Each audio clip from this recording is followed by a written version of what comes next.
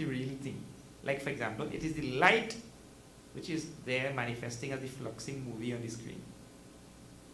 Not all the images which you see. The only real thing there is the light. You see? Same way, the reality manifests as all of these fluxing things which we see in the world. Now, we are seeing Srimad Bhagavad Gita in these 108 nights across Trinidad and Tobago and Shaka Shakari.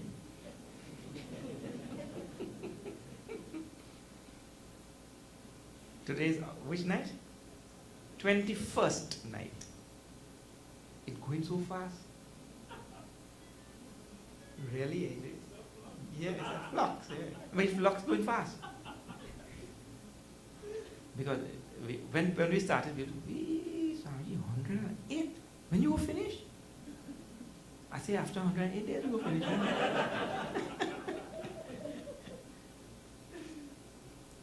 But you see, look, 21 already, like that, before you know it. Actually, people from outside who are thinking about 108 days yajna, for them it's sounding like too much, you know. But I just do 365 days yajna. So where is 108? That is? Means every single, when I finish 7 days here, I do 7 days there, and then 7 days. So for me, not 365 days, to 15 years. 1 year. Yeah. Others, when they hear 108, they go, oh, wow, great. I think singing so much. Nothing. So, in fact, this year, when we started, that day I arrived from abroad, finishing one day and arrived next day to start here. I was like that, non-stop. So it's nothing. So we are seeing now in these 108 days, the whole Bhagavad Gita. We'll finish this Gita in these 108 days. This is also very novel thing. It has never happened before. 108 days yajna across Trinidad and Tobago, Bhagavad Gita. People may have done other texts and all that kind of thing. I don't know what they have done. But Bhagavad Gita has not been done. And on the inaugural night, Raviji had come there to tell me. I also did not think about it. I thought, let us do Gita. He'd come just to tell that this is something new, and it's a, you know, bhajan mala, Hanuman Chalisa mala, Alikana mala, Rudraksha mala, Tulsi mala, Gita mala. 108 days and 108 temples across Trinidad and Tobago. It is indeed a great pleasure for us to be tonight with the Pajay Sai Center and all the devoted members here, and to share in the teachings of Bhagavan Shri Krishna in the Bhagavad Gita. When we left it last night, we had reached 2.59, second chapter, verse number 59. In number 60, Bhagavan gives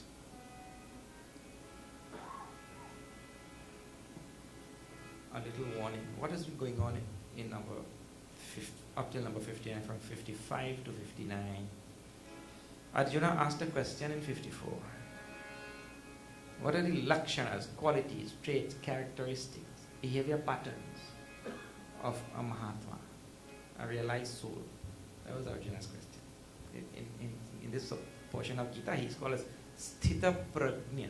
Sthita Prajna means one who is established in that absolute knowledge, the enlightened being. So Arjuna wanted to know his qualities. All human beings are like that.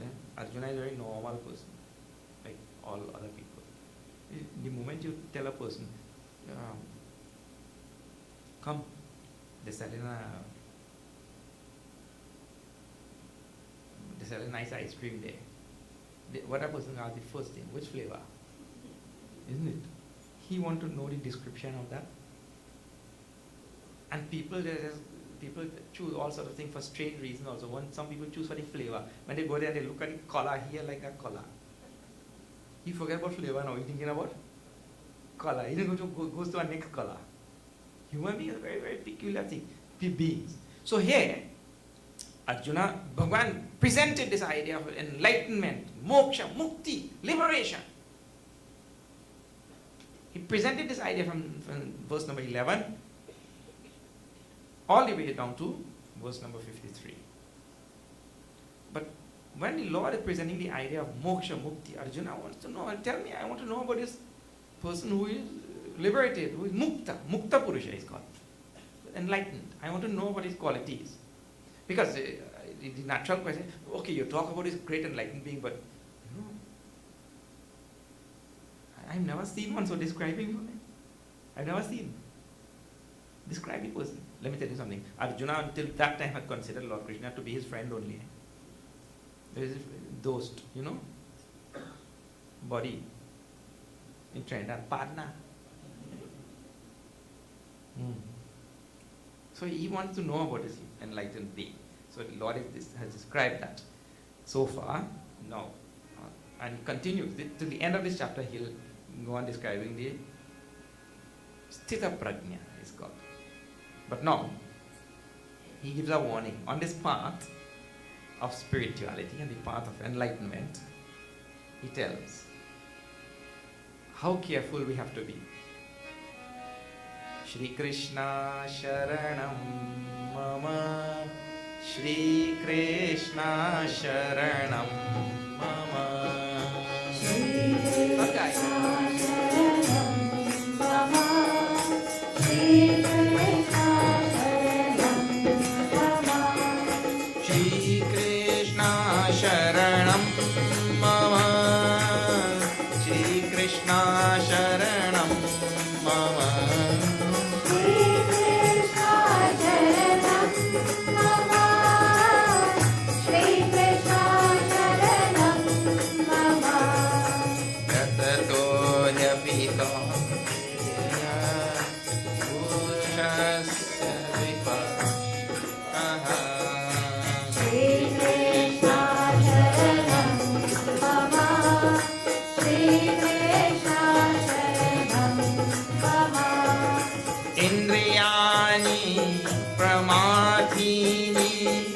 Haranti prasavam manaha.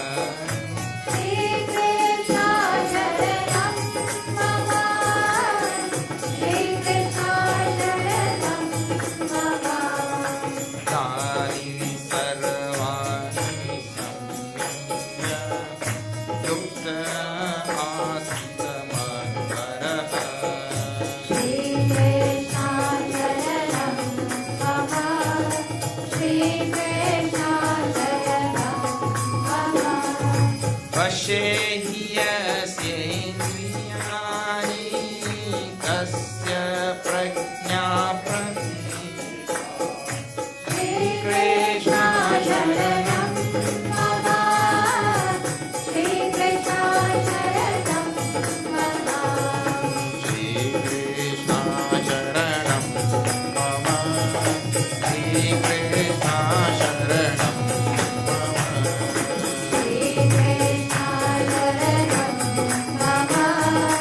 Shri Krishna Sharanam Mama, Shri Krishna Sharanam Mama, Shri Krishna Sharanam Mama, Shri Krishna Sharanam Mama, Shri Krishna Sharanam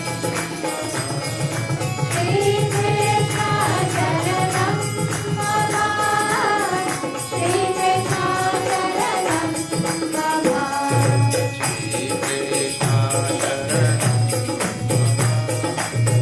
Shri Krishna Sharanam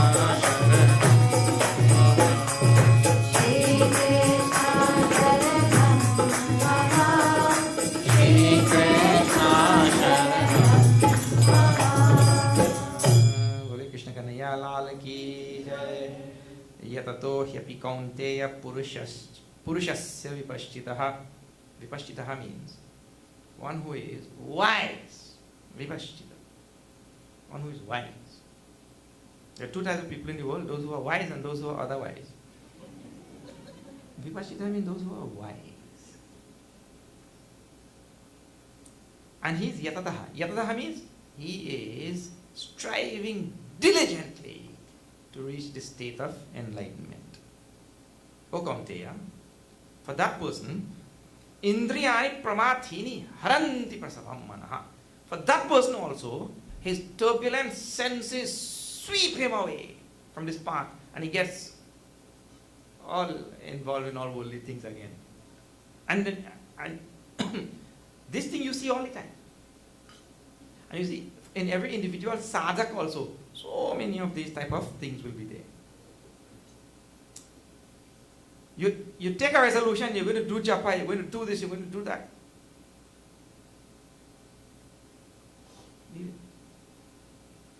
Whatever you're going to do, and the mind also made strong, and you have good intentions and a good sankalpa and everything.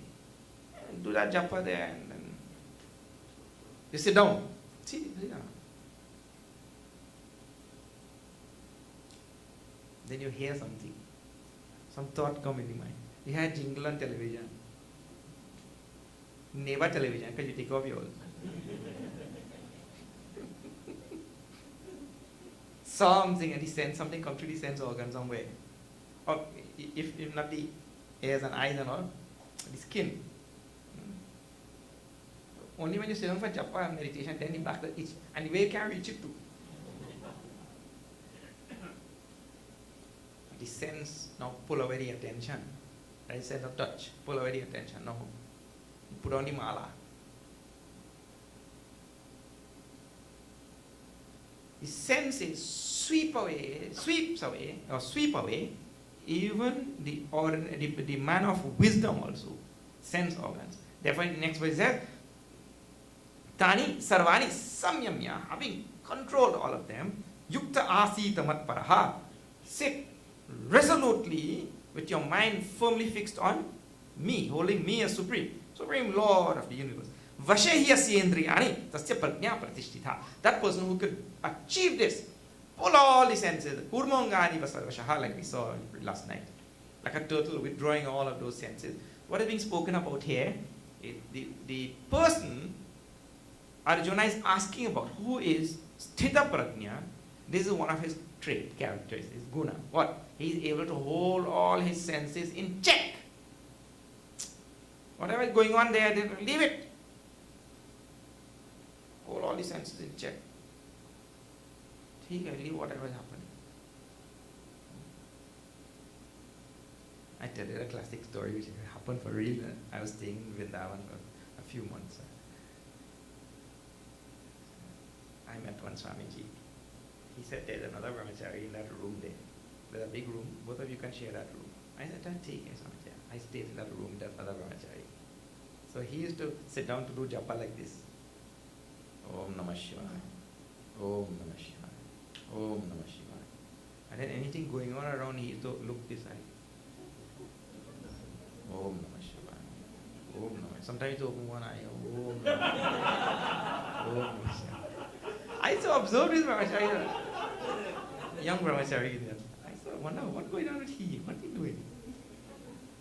So one day, in the hot summertime, kakri, you know?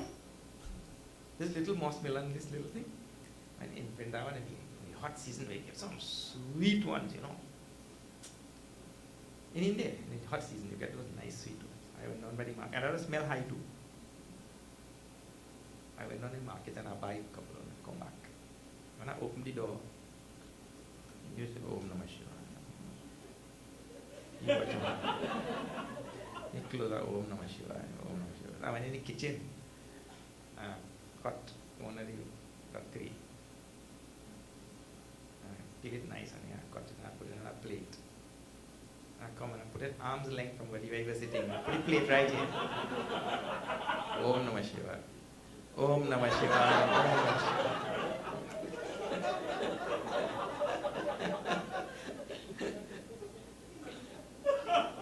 So the first time it was with 2 eyes, the second time one eye. Close one eye, open it. Then after a little while, you stretch your hand. Om Namah Shivaya. Om Namah Shivaya.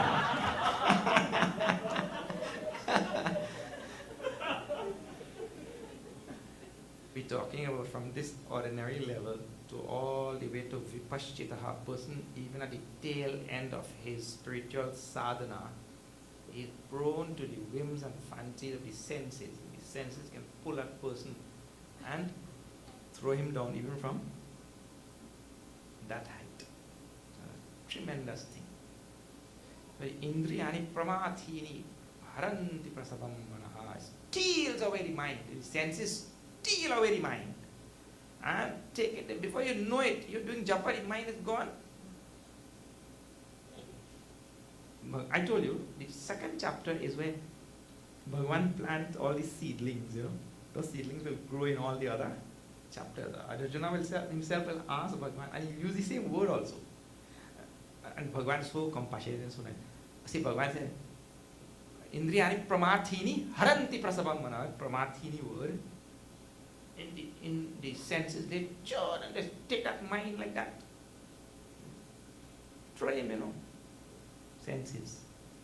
Bhagavan is using the word here, and Arjuna will use the same word in the 6th chapter again. He will say, Prabhu, the mind, mana, this mind, Chalachalam hi mana Krishna pramathi. What about that pramathi word will come again? Arjuna, and Bhagavan so compassionate and nice. Bhagavan wouldn't say, Arjuna, what happened to you? You're not listening, what? The same thing I tell you in the 2nd chapter. The Lord using the word, Arjuna come back and using the same word and asking the same question. But that is the mark of a compassionate teacher. He never said, where's the matter with you? How many times am I tell you the same thing? We just say that, I mean, tell me children, you're not listening or what? How many times I tell you that already? I tell you 1,000,000 times, you mustn't exaggerate.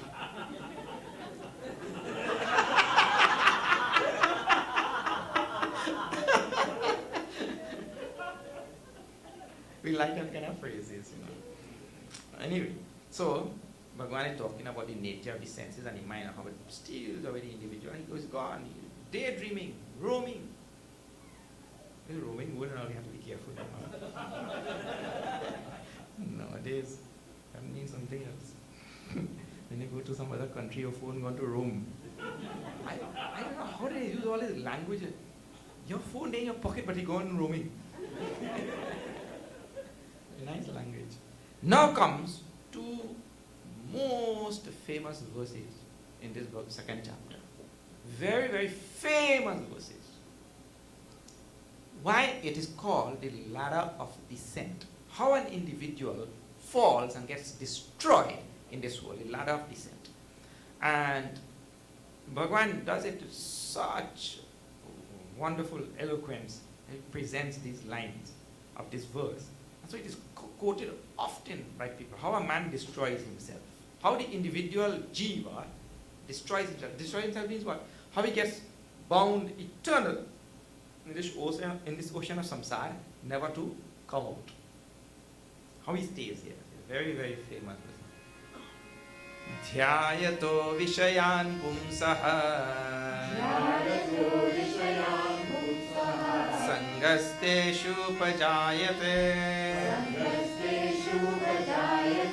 Sangat sanjayate kamaha Kamat krodho vijayate Krodhat bhavati sammoha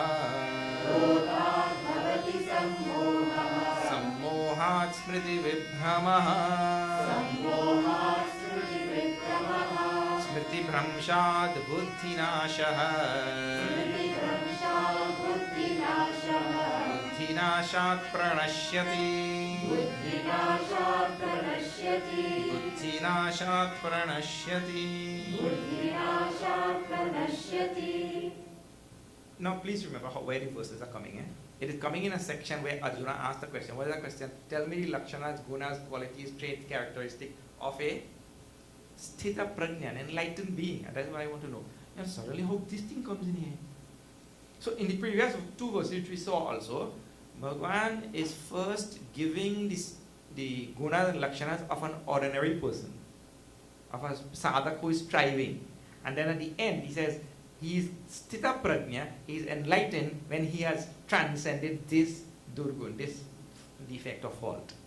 So here also now, he is again listing defect or fault which we are supposed to transcend. Or the sthita prajna is the one who has transcended this, who has overcome this thing. What is this? How we all stay bound in this world forever. What happens? How do human being stays bound?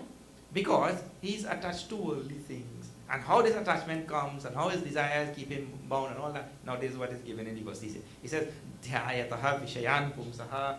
Pumsaha means a man, a human being. What he does, Dhyayataha, he meditates on what? Vishayan, objects of the world. Any object, I am just using this object. He meditates. You see, Bhagavan doesn't say that he thinks or he looks.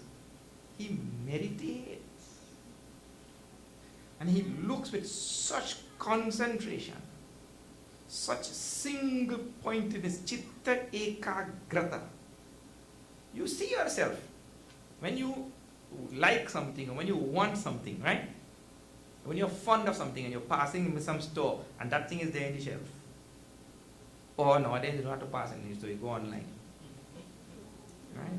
You're browsing. Browsing online, go on eBay and Amazon and all, all the Tiger Direct and kya baat hai?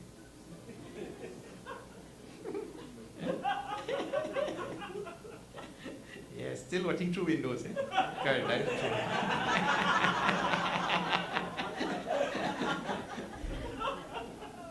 So he's watching, and then he sees that, wow. And the one online is always one upgrade to the one you have, Always one upgrade to the one you have. And you see that thing there. So he says, Dhyayataha, he meditates on that object. Vishaya Pumsaha. Then what happens? He says, Sangasteshu Pajayate. He develops an attachment for that thing.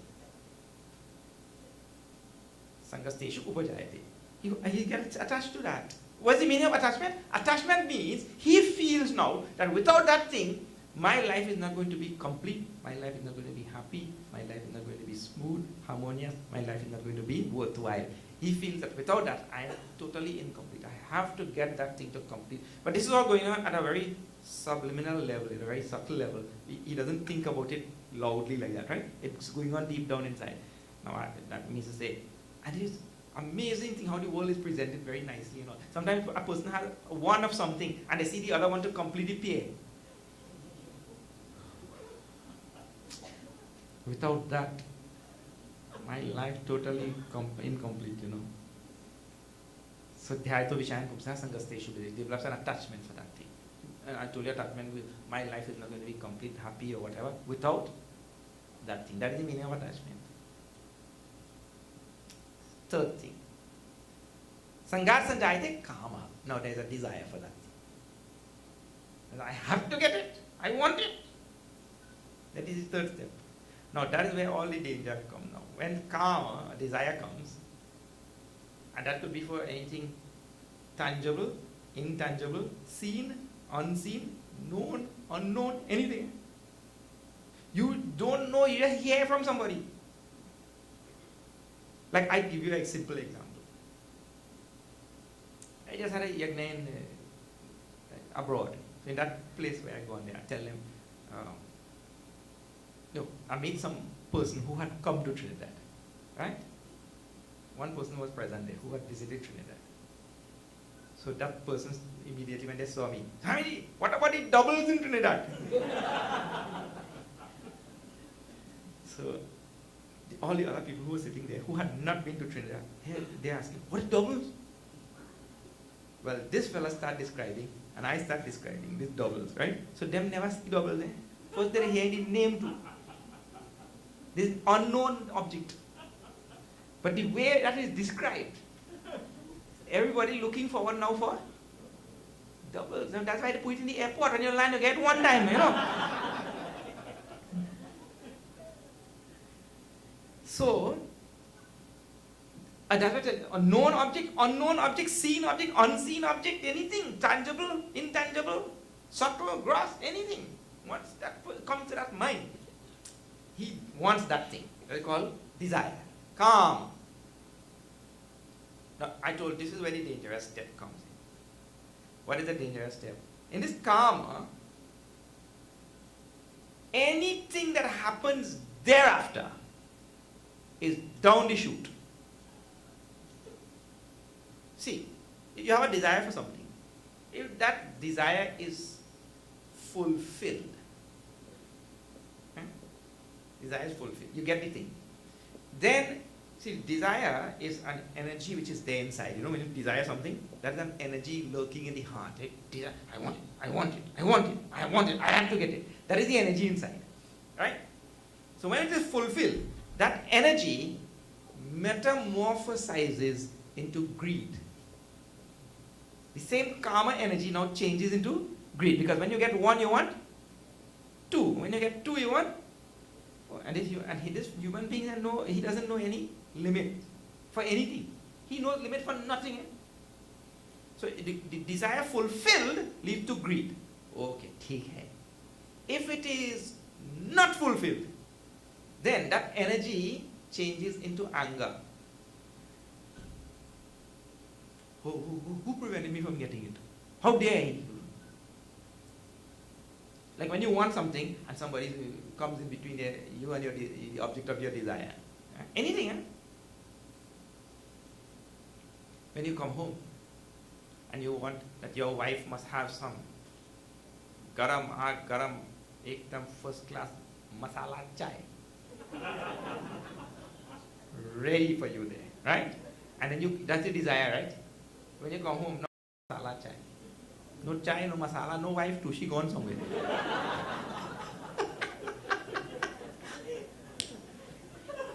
Oh, Bob, pray. No. What happened to your desire? Desire got thwarted. That energy changes into anger. So if it is fulfilled, it changes into greed. If it is not fulfilled, it changes into anger. If that desire is thwarted by somebody reverential with whom you cannot get angry, like when I ask Guruji something, Guruji, you're having a yajna there in Lucknow. Can I come?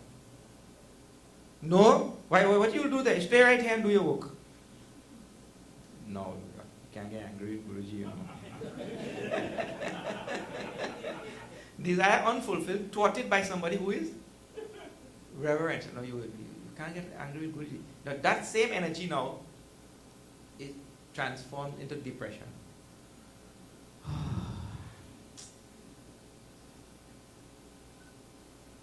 don't know. Guruji like he like me.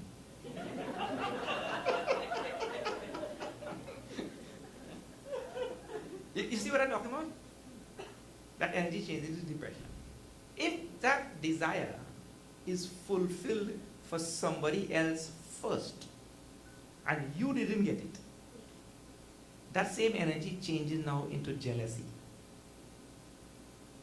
Is one energy we're talking about, eh? People, that man get it.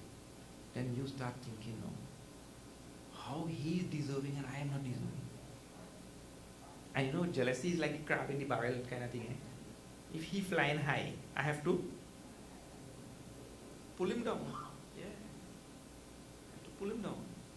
So that energy goes on changing into different things as soon as the energy of karma is developed in the heart. If the desire is taking too long to be fulfilled, that energy changes into anxiety. People get anxiety, what is that?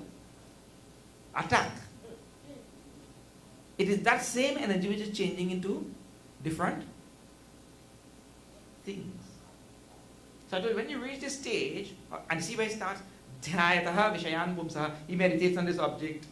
Sangasteshu upajayate, then he develops an attachment for that object. Sangasanjayate kamaha, then he develops desire for that object. It starts with we putting our minds on objects of this world, this thing, that thing, meditating on that thing, instead of meditating on Bhagavan. Instead of meditating on the Lord, we meditate on every other thing in this world.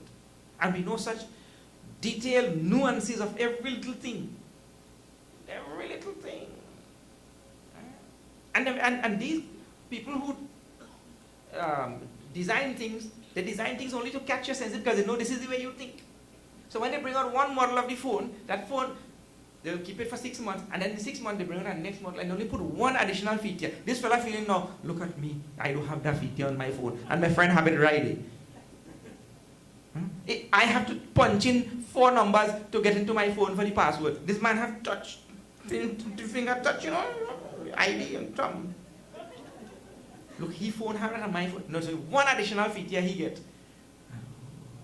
My life incomplete without that now. So I go now on eBay and put my phone somewhere. Put my phone for sale. So the money from that now use as a down payment for the upgrade. Oh, so this is how human beings. Kamat, now it says, Kamat krodh, which is from Kam, when it is unfulfilled, krodh, anger. This gives only one of the outcome. He gives one of the outcome. It takes you down one road, Bhagavan is thinking. Kamat krodh, which is anger comes. Tremendous anger. Oh, wow, pray. You have to see, when that child wants something, from childhood, holding that mother clothes and pulling in the store. Krodha, bhavati sammoha. When that krodha, anger comes in a person's mind, it dilutes that person totally. That time, he doesn't think about his social status, he doesn't think about his duties, he doesn't think about his responsibility and obligation, he doesn't think about anything.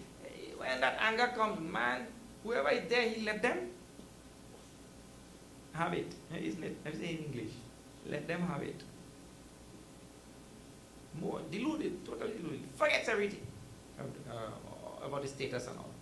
And when that practice goes on, sammohat sprithive brahmaha, the next step is constantly that anger going in the mind and bringing his mind to the state, he starts losing his memory very soon. Slowly starts losing his memories. A person whose intellect cannot remember anything. Buddhinasha pranashati, that person is as good as dead. Nobody considers him to be a individual anymore. You know that when people get Alzheimer's and they get senility and all that kind of thing, then they cannot sign any legal document, they can't do, because they don't consider him a person anymore.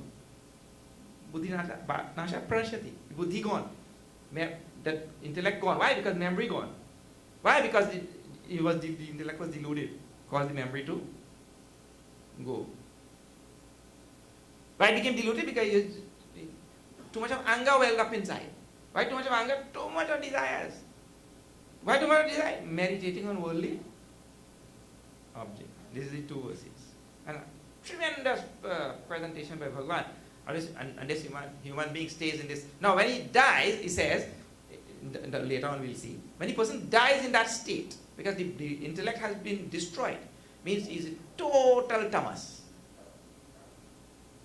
He dies in a state of total tamas. And in the 18th chapter, we'll see that later on, when a person dies.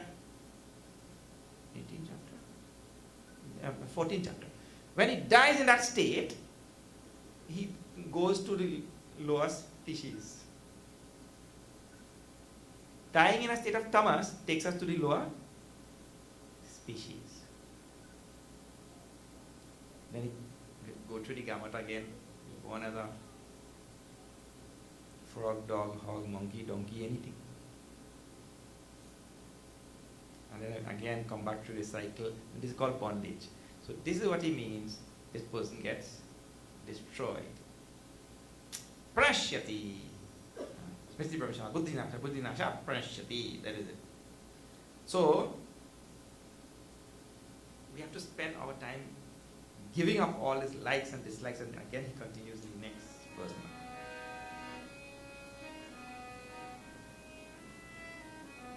Shri Krishna Sharanam Mama, Shri Krishna Sharanam Mama, Shri Krishna Sharanam Mama, Shri Krishna Sharanam Mama, Raga Dvesha Vimuktastu Vishayani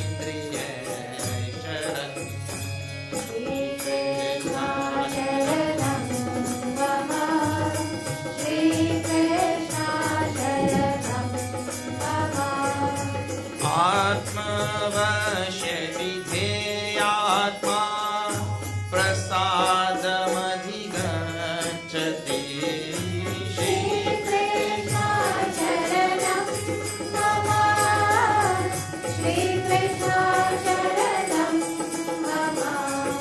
Prasade sarva dukkhana anirasya prayate. Shri Krishna Sharanam Mama. Shri Krishna Sharanam Mama. Prasanna chetaso yashu buddhi paryavatishthate. Shri Krishna Sharanam Mama. Shri Krishna Sharanam Mama. Shri Krishna Sharanam Mama. Shri Krishna Sharanam Mama. Shri Krishna Sharanam Mama. Shri Krishna Sharanam Mama. Shri Krishna Sharanam Shri Krishna Sharanam Mama. Ragadvesha vimuktaestu. There is a part of bhed there. Ragadvesha vimuktaestu, and there is another recension. Ragadvesha viyuktaestu. What you have there? Viyuktaestu. Vimuktaestu and viyuktaestu. Both meaning same only. Means a person who has become free from ragadvesh. Ragadvesh means a person who is able to move along the channels of life, moving along, and there is this, there is that, there is your thing. But I know about my business, man. I'm not really so attracted to this object or repelled by that object. Both are just as bad. Repelled by this or repelled by that and that kind of thing. Just as bad. So, we're just moving along the channels of life just very freely. Raga, dvesha, vimukta is too, viyukta is too.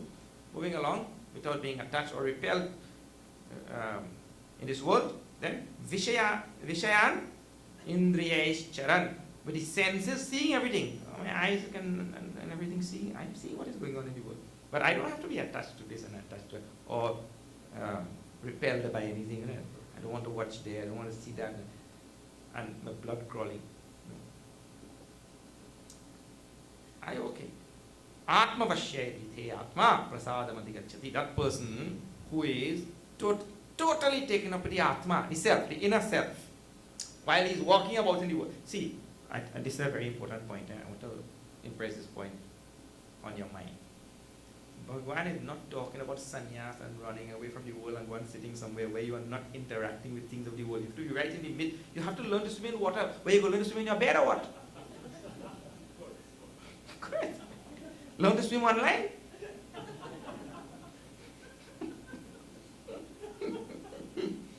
You can't learn to swim online. You have to get inside the water. So the world has all its attractions and repulsions. Is that the way the world is?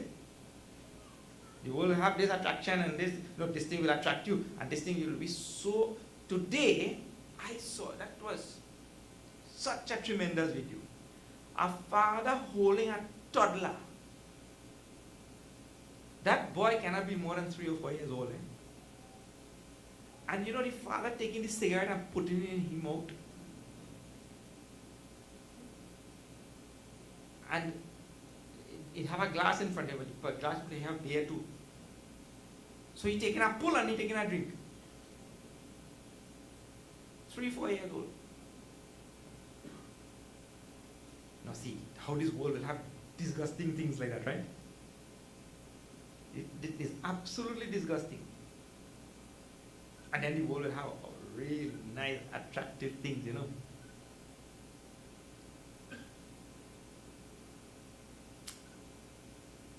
So, in this world, we have to live and maintain that serenity, maintain that balance of mind, that equilibrium, equipoise, and you continue on your journey. Because look here, when you came into this world, these vast differences in things of positive and negative, they were there or not? Well, they were there. When you leave this world, they will be there or not? They will be there. And Who has come? Which Mahatma and which avatar, which incarnation has come and removed it?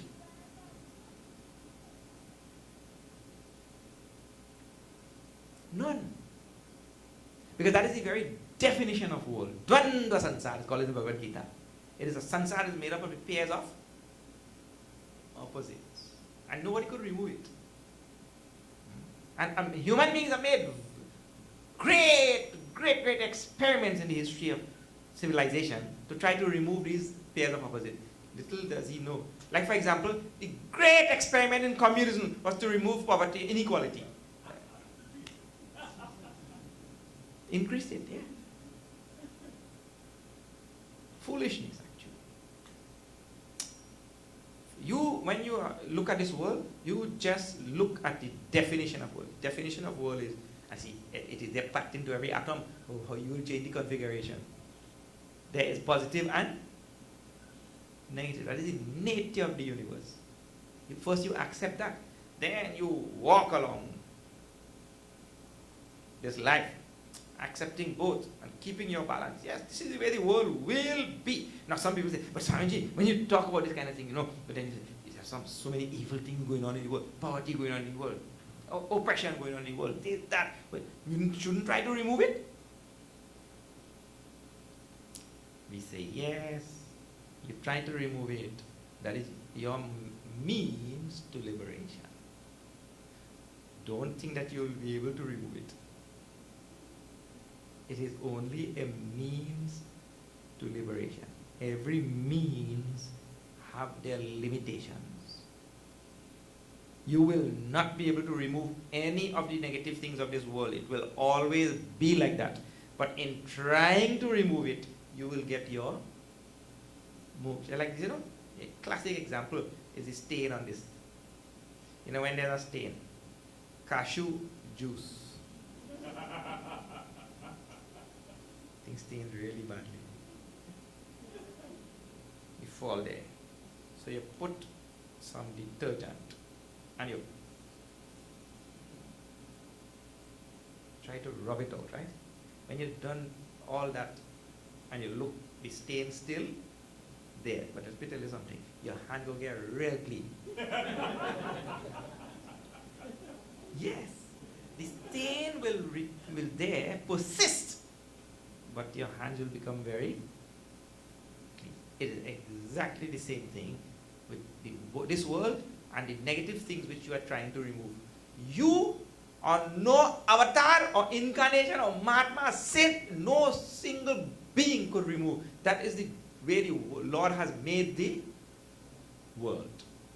But in your attempt to remove the negative things of this world, you yourself will get moksha and you will come out from this world. I mean, your heart will become pure. That is why that world is there. Therefore, go ahead, try to remove it. It's your work. That's what you're supposed to do.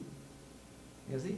But don't forget the definition of world. I mean, don't be foolhardy and say, after so many years, I did so much and then nothing happened. Look, in the end of your life now, the tail end of your life, you're so depressed, all your years of work gone to naught.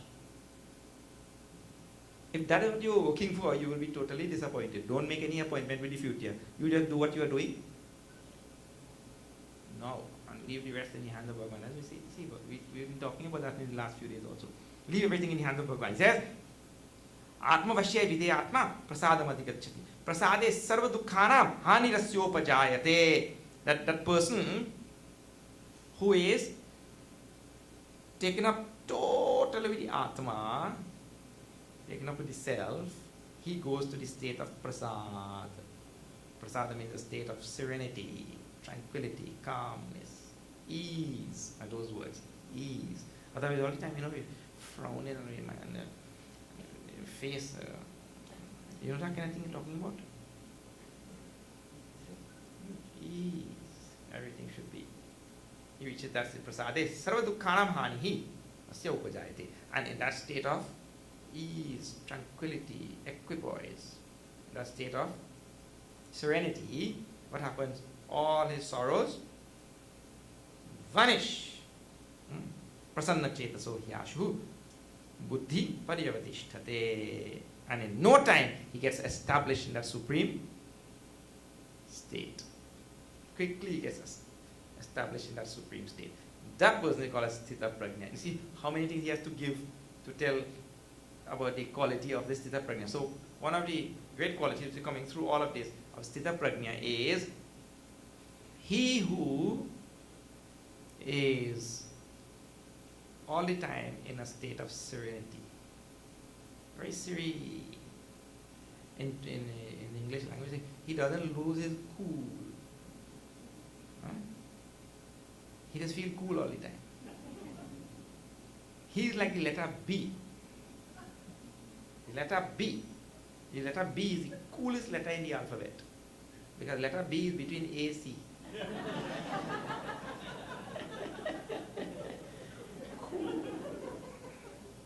Alright. Now, for the person who doesn't follow this path, Bhagavan says there is never any peace or happiness for him. We'll see that tomorrow.